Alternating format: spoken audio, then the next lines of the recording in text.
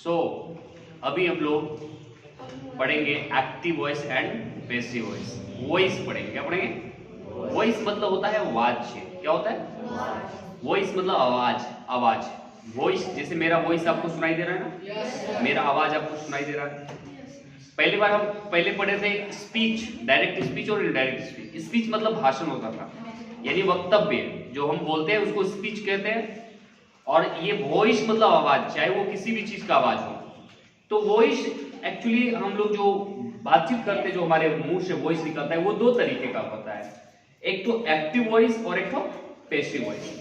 तो dear students, active voice में कर्ता का इंपॉर्टेंस होता है, कर्ता महत्वपूर्ण होता है। अंडरस्टूड?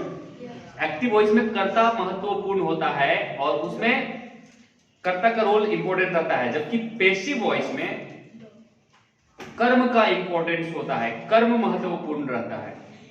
लेकिन दोनों वाक्य का अर्थ एक ही होता है, बोलने का तरीका केवल बदल जाता है। ओके, दो वाक्य है, एक में कर्ता का महत्व है और एक में कर्म का महत्व है, लेकिन दोनों वाक्य का मतलब एक ही होता है। अंडरस्टूड बच्चों?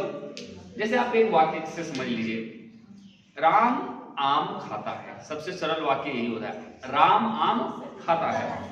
यहां पर राम एक लड़का है जो कि आम खाने का काम करता है। ओके, और इसी को हम ऐसे बोल सकते हैं, आम राम के द्वारा खाया जाता है। दोनों का अर्थ एक ही है, चाहे राम आम खाता है या आम राम के द्वारा खाया जाता है, दोनों का अर्थ एक ही है। मगर यहां पर होता क्या है, पहला वाक्य में राम शुरू में बोला जाता है, तो वहां पर राम करता है और कर्ता का महत्व होता है उसमें। दूसरा वाक्य को आम पहले बोला जाता है, आम राम के द्वारा खाया जाता है, तो आम का महत्व वहां बढ़ जाता है, आम का इंपोर्टेंस बढ़ जाता है। यही अंतर है, बाकी और कोई अंतर नहीं है। ठीक है बच्चों? तो हम लोग जितना भी सेंटेंस पढ़ते हैं नॉर्मली टेंस वगैरह में या फिर और किसी चीज में, जो टेंस में हम लोग पढ़े हैं सारा चीज, इस सारे चीज हम लोग एक्टिव वॉइस में पढ़ते हैं। किसमें पढ़ते हैं?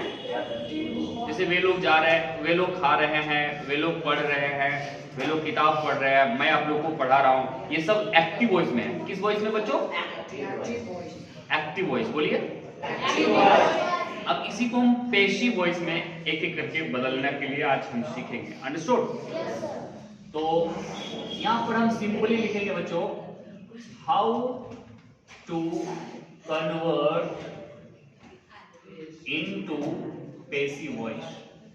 Passive voice, how to convert into passive voice, कैसे पैसिव वॉइस में बदला जाए, एक्टिव वॉइस से पैसिव वॉइस में कैसे बदला जाए। Karishma, please maintain silence, okay, otherwise you can go outside the classroom. देखो बच्चों, यहाँ पे अगर एक्टिव वॉइस को पैसिव वॉइस में बदल रहा है और पैसिव वॉइस में कर्म का इंपॉर्टेंस है, तो वैसा ही सेंटेंस को पैसिव वॉइस में बदल सकते हैं जिसमें वो क्रिया हो जिस क्रिया में कर्म की आवश्यकता हो।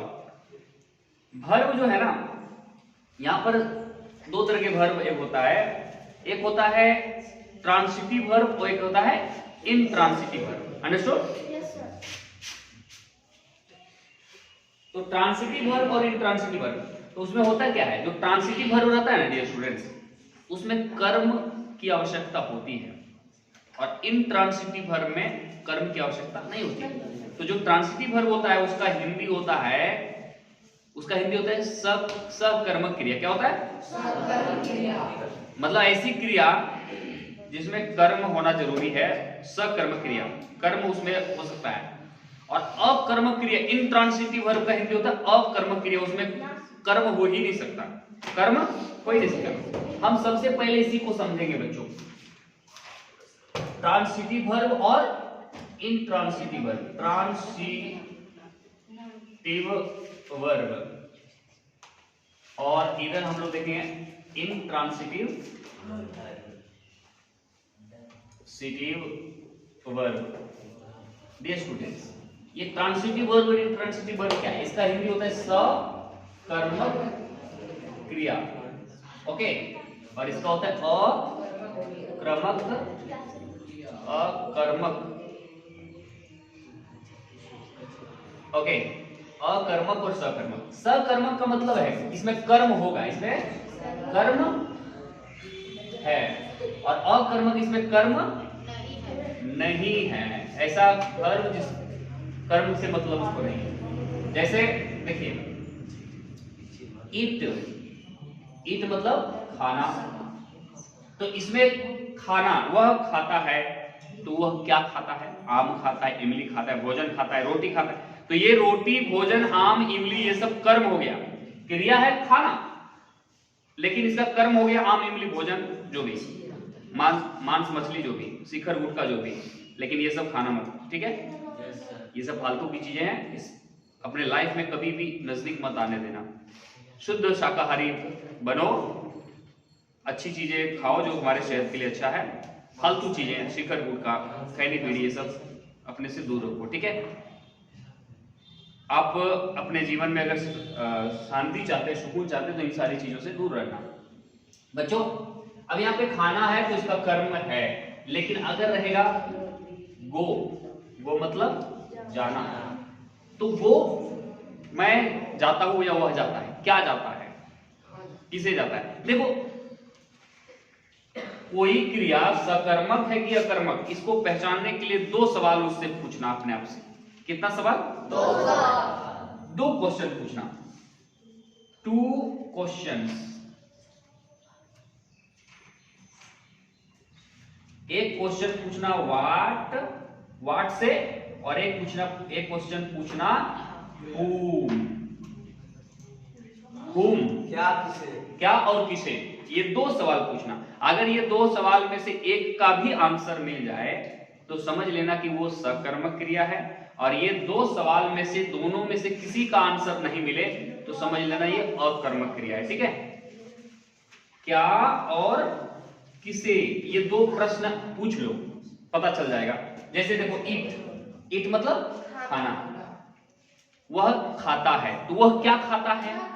आम खाता है, इमली खाता है, रोटी खाता है, तो इसका आंसर मिल रहा है ना? तो इसका मतलब ये सकर्मक क्रिया हो गया। अब वो मतलब जाना, तो वह क्या जाता है? आंसर मिलेगा? वह क्या जाता है, इसका कोई आंसर हो सकता है? वह किसे जाता है, इसका आंसर होगा? वह क्या जाता है, आंसर नहीं मिला। वह किसे जाता है, आंसर नहीं मिला। इसका मतलब है ये अकर्मक क्रिया क्या है? ये कर्मक क्रिया नहीं है, इसका पेसिव वॉइस नहीं बन सकता। अगर रहेगा आई गो टू द मार्केट तो उसका पेसिव वॉइस नहीं बनेगा। अंडरस्टूड? यह कर्मक क्रिया है, पेसिव वॉइस, इसमें पेसिव वॉइस नहीं बनेगा, इसमें पेसिव वॉइस बनेगा। बच्चों अब देखिए गो उसी तरह बहुत सारा होता है, जैसे कम मतलब आना,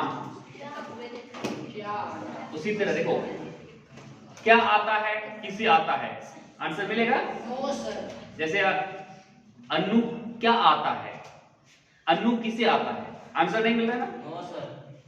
तो इसीलिए ये हो गया अकर्मक क्रिया। उसी तरह वीप रोना, क्या रोता है, किसे रोता है, आंसर मिल रहा है? उसी तरह डांस, क्या नाचता है, किसे नाचता है, आंसर मिला? नहीं। उसी तरह रन, क्या दौड़ता है, किसे दौड़ता है, आंसर मिला? उसी तरह वॉक, क्या टहलता है, किसे टहलता है, आंसर मिला? ये भी नहीं है। इसी तरह का गो, कम, वीप, डांस, रन, वॉक, इस सब का जो है पेसिव वॉइस नहीं बनेगा अगर ये रहेगा बाद। क्या दौड़ता है, हाँ दौड़ता, नहीं, क्या वह दौड़ता, ये तो हो गया interrogative yes no type question, उसका तो सब का आंसर, उसमें तो सब का आंसर मिलेगा।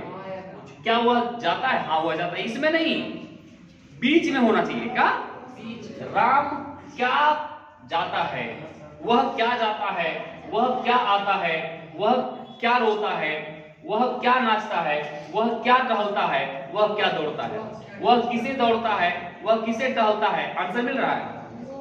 नहीं, हमारा क्वेश्चन होना चाहिए व्हाट और whom से।